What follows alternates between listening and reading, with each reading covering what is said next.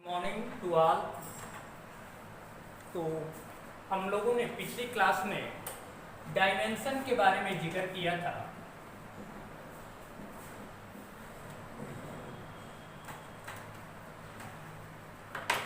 जिसमें हमने जाना था कि डायमेंशन किसी भी क्वांटिटी के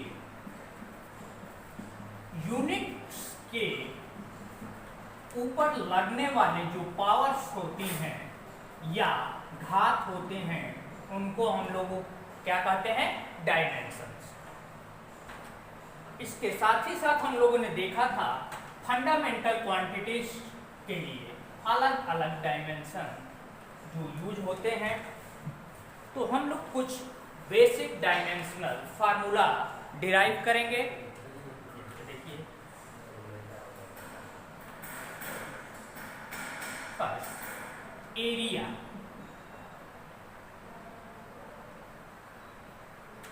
क्षेत्रफल। क्या होता है एरिया का? लंबाई इंटू चौड़ाई इक्वल टू ये भी मीटर और मीटर।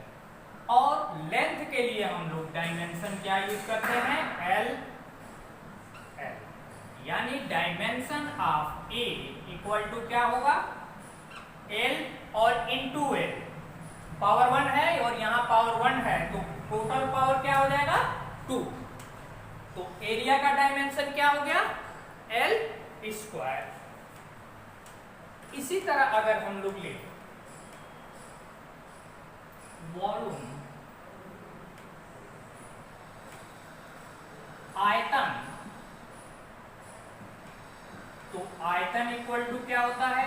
लंबाई गुणे चौड़ाई इंटू ऊंचाई, या हम इसको लिखते हैं लेंथ इंटू ब्रेथ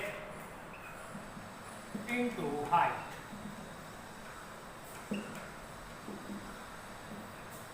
तीनों फंडामेंटल क्वांटिटी जो है ये लेंथ है, इसलिए L L L and L. तो आपका V का डायमेंशनल फार्मूला क्या हो जाएगा? L Q.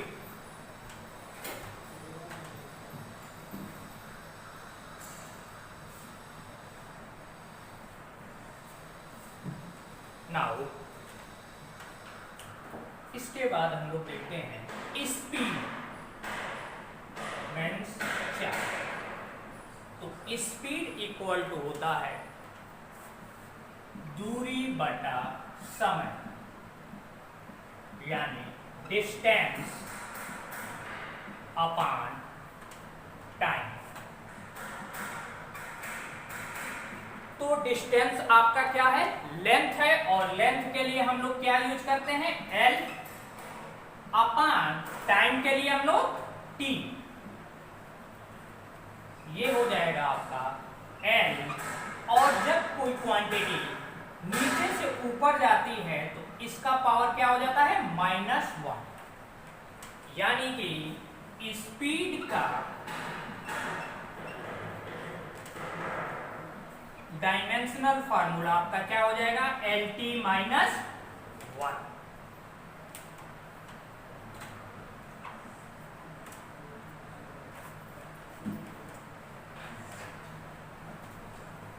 इसी तरह हम वेलोसिटी का भी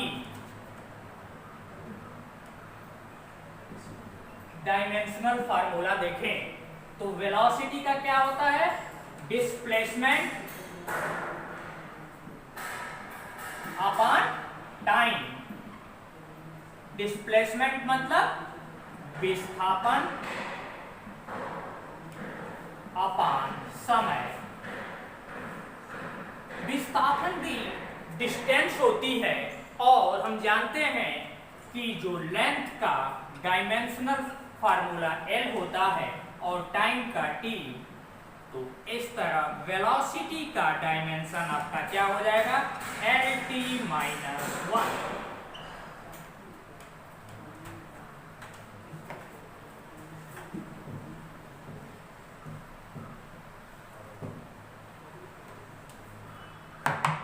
बाई 1 हम लोग बढ़ेंगे। इसके बाद आता है आपका एक्सेलरेशन मीन्स त्वरण। त्वरण इक्वल टू क्या होता है? Change in velocity upon time interval, यानी del V upon del T. Velocity का अभी हम लोगों ने निकाला क्या था? एल टी माइनस 1, तो हम लोग रख देंगे यहां L T minus 1 upon time का टी, यानी कि एक्सेलरेशन का डायमेंशनल फार्मूला आपका क्या आ जाएगा? L T minus 2।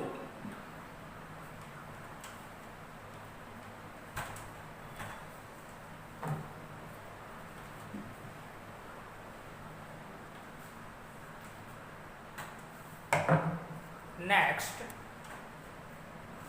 फोर्स यानी बल। बल इक्वल टू क्या होता है? मास इनटू एक्सेलरेशन, यानी द्रव्यमान इनटू त्वरण। द्रव्यमान का हमें पता है डायमेंशन क्या होता है? m, और त्वरण का हमने अभी डायमेंशनल फार्मूला निकाला क्या?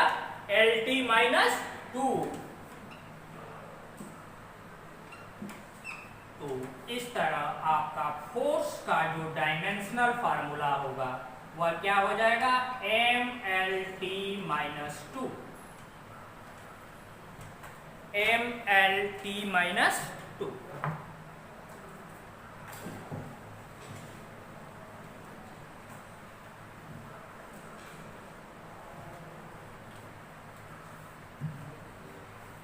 एनर्जी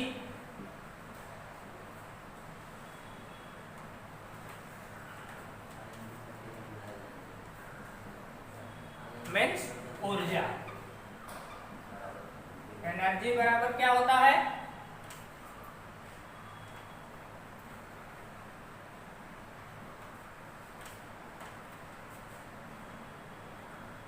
फोर्स इनटू डिस्प्लेसमेंट, यानी जो वर्क डन होता है वही क्या होती है? आपकी एनर्जी होती है। या अगर दूसरे फार्मूले में हम लोग इसको देखें तो पोटेंशियल एनर्जी हम लोग जानते हैं। पोटेंशियल एनर्जी क्या होता है? mgh, यानी स्थितिज ऊर्जा।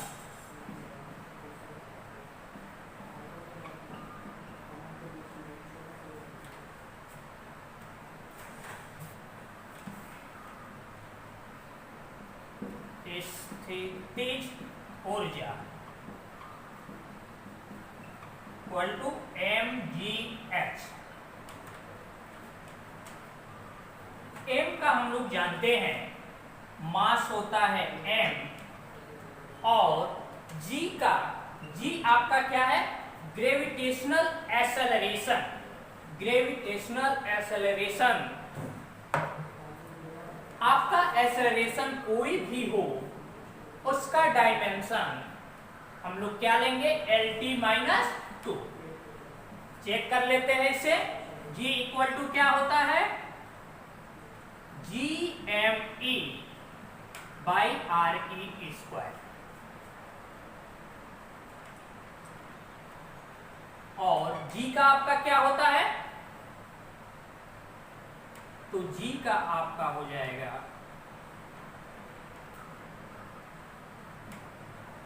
f into R square upon M E, क्योंकि आपका ग्रेविटेशनल फोर्स का फार्मूला क्या होता है? G m1 m2 by R square M E into M. तो यहां से देखिए आप, जी का फोर्स का अभी हम लोग निकाले एम एल टी माइनस 2। किसी भी तरह का फोर्स के लिए हम एम एल टी माइनस 2 का यूज करेंगे आर यानी रेडियस या लेंथ है ये, तो क्या हो जाएगा L square upon M into M. तो ये देखिए आपका क्या हो जाएगा, जी का ग्रेविटेशनल फार्मूला, एक एम से एम कैंसिल हो जाएगा, तो एम ये एबव जाएगा, तो M minus 1 L Q T minus 2। ये जी की वैल्यू यहां पे पुट कर दीजिए आप, तो M minus 1 L Q T minus 2 into M upon R E था तो एल स्क्वायर। तो ये देखिए आपका m और माइनस पावर m कैंसिल हो जाएगा, एल स्क्वायर तो g का डायमेंशनल फार्मूला क्या हो जाएगा एल टी माइनस 2, यानी का सेम आपका जो एक्सेलरेशन का डायमेंशनल फार्मूला है वही डायमेंशनल फार्मूला किसके लिए हो जाएगा जी के। तो यहां mgh यानी एल टी माइनस 2 और h हाइट है यानी लेंथ, देख लीजिए, तो ये क्या हो जाएगा M L square T minus 2, M L square T minus 2। तो आपकी कोई भी ऊर्जा होगी उसके लिए डायमेंशनल फार्मूला क्या होगा M L square T minus 2। ये हमने निकाला स्थितिज ऊर्जा के लिए। गतिज ऊर्जा के लिए हम लोग चेक कर लेते हैं, तो K equal to half M V square. Dimensional formula में न्यूमेरिकल वैल्यू कंसीडर नहीं किया जाता है, तो हाफ को हम लोग छोड़ देते हैं। m मास है तो मास का डायमेंशनल फार्मूला क्या हो जाएगा m, और v स्क्वायर, v का क्या होता है एल टी माइनस 1 और इसका स्क्वायर हो गया, तो m ये क्या हो जाएगा एल स्क्वायर टी माइनस 2। तो काइनेटिक एनर्जी का फार्मूला क्या आ गया M L square T minus 2। यहां देखिए एनर्जी या पोटेंशियल एनर्जी का फार्मूला क्या था dimensional M L square T minus 2, और यहां पे भी आपका क्या आ रहा है M L square T minus 2। यानी किसी भी तरह की एनर्जी के लिए हम लोग क्या यूज करेंगे M L square T minus 2।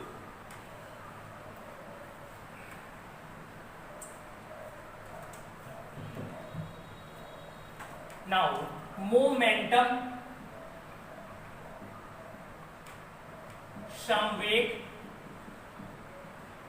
संवेग इक्वल टू होता है mass into velocity, mass into velocity. Mass का क्या हो जाएगा m और वेलोसिटी का एल टी माइनस 1। तो संवेग इसे रिप्रेजेंट करते हैं हम लोग स्मॉल p से, तो p का मोमेंटम का आपका डायमेंशनल फार्मूला हो जाएगा एम एल टी माइनस 1।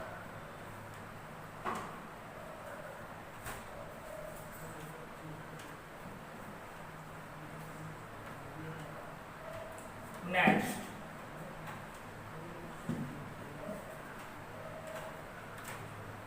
आवेग, आवेग इसको हम लोग कहते हैं impulse.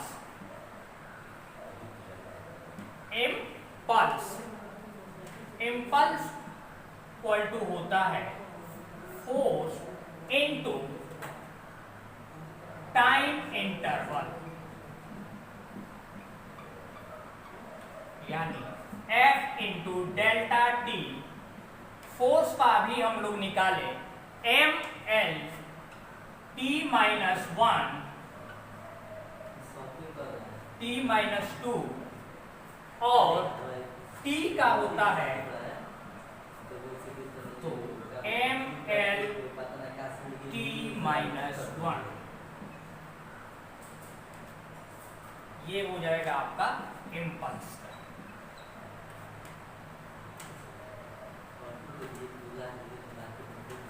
Next, moment of inertia. Moment of inertia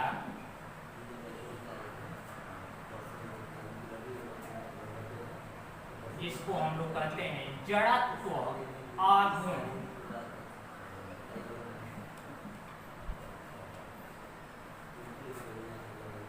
moment of inertia equal to होता है mr स्क्वायर, m यानी मास और r मतलब लेंथ, तो l स्क्वायर।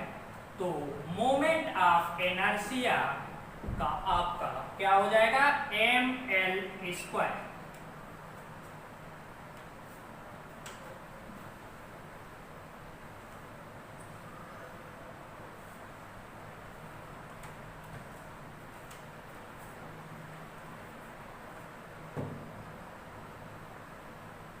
नेक्स्ट, करंट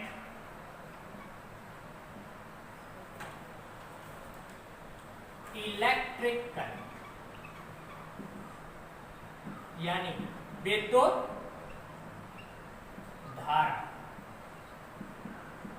तो हम लोग जानते हैं कि विद्युत धारा को हम लोग बेसिक क्वांटिटी लेके चलते हैं, फंडामेंटल क्वांटिटी लेके चलते हैं, और इसके लिए जो सिंबल यूज करते हैं वो क्या होता है A।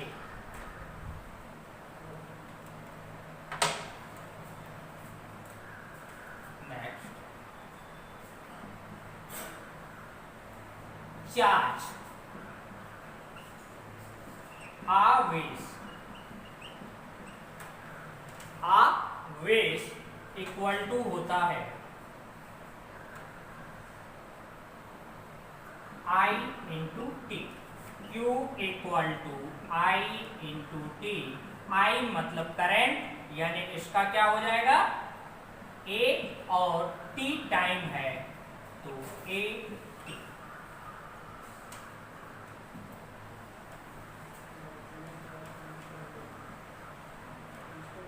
इलेक्ट्रिक फील्ड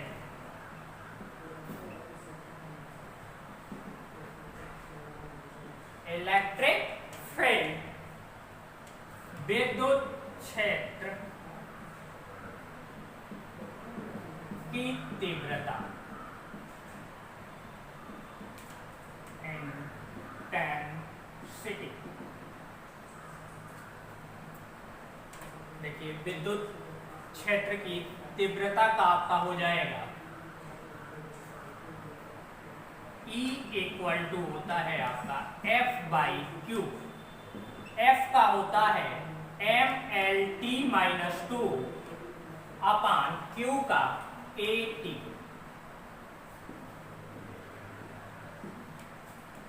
तो इलेक्ट्रिक फील्ड का हो जाएगा आपका MLT माइनस 3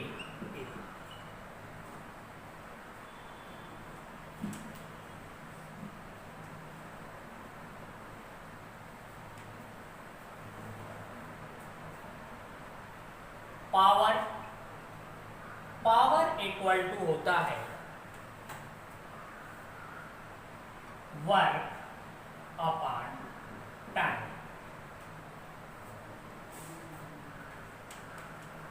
वर्क का हो जाएगा force into distance upon time. Force का आपका MLT माइनस 2 इंटू डिस्टेंस का L, टाइम का आपका क्या हो जाएगा T।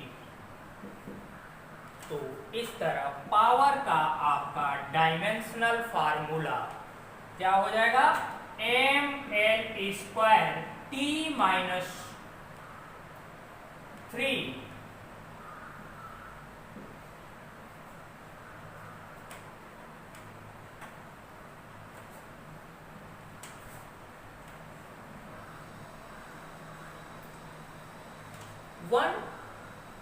एक प्रॉपर्टी आप याद रखिए कि जितने भी क्वांटिटी है अगर उनकी यूनिट सेम है तो उनका डायमेंशनल फार्मूला भी आपका सेम होगा।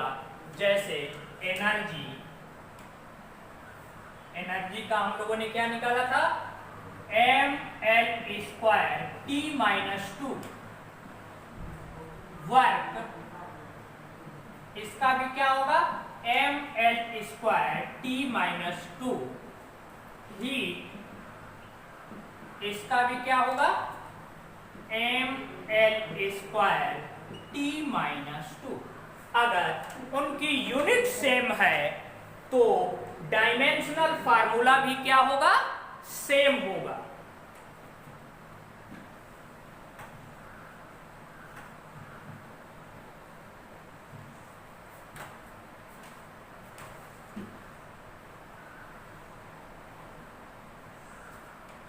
इस तरह आपके डायमेंशनल फार्मूला अलग अलग क्वांटिटीज के लिए अलग अलग होते हैं। डायमेंशनल फार्मूला सेम उन्हीं का होता है जिनका यूनिट सेम होता है, और ये सारे फार्मूले में हम लोग यूज करते हैं। लेकिन यहाँ पे हम पूरी लिस्ट ना देके चैप्टर वाइज जितने फार्मूले आएंगे वहाँ पे उसका डेरिवेशन हम लोग करते चलेंगे, जिससे कि आपको ये चीजें याद ना करनी पड़े और कॉन्सेप्ट आपका बिल्कुल क्लियर होता जाए। क्योंकि चैप्टर वाइज आप फार्मूला को डेराइव करेंगे तो आपके पास याद करने के लिए बोझ नहीं होगा एक साथ, और आप इजीली से लर्न कर पाएंगे। तो रेस्ट हम लोग प्रत्येक चैप्टर में देखेंगे। आज यहीं पे स्टॉप करते हैं। नेक्स्ट लेक्चर में हम लोग डायमेंशन का यूज कैसे करते हैं, क्या क्या उसके यूजेज हैं, ये हम लोग देखेंगे।